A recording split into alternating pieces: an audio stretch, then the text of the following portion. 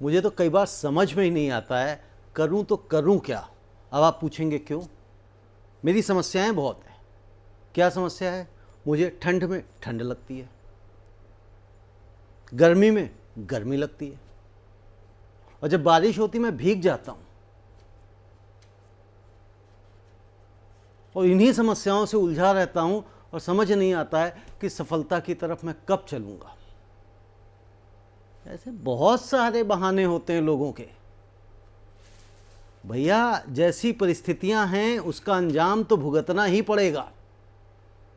उससे पार आप उनसे लड़के ही निकल सकते हैं। अगर समस्याएं आ गई हैं आपके जीवन में तो उन समस्याओं से लड़ना पड़ेगा।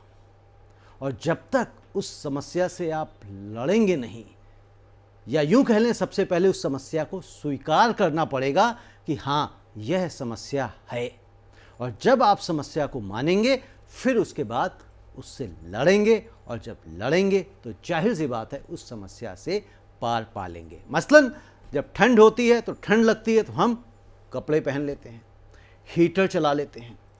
बारिश होती है तो हम रेनकोट पहन लेते हैं, छतरी ले लेते हैं, और गर्मी होती है तो हम एयर कंडीशन की व्यवस्था कर लेते हैं। तो ध्यान रहे, समस्याएं हमेशा होंगी, बशर्ते आपको उनसे लड़ना आना चाहिए। और लड़ने का जज्बा यदि आप पालेंगे तो आप सफलता की ओर अग्रसर होंगे। धन्यवाद।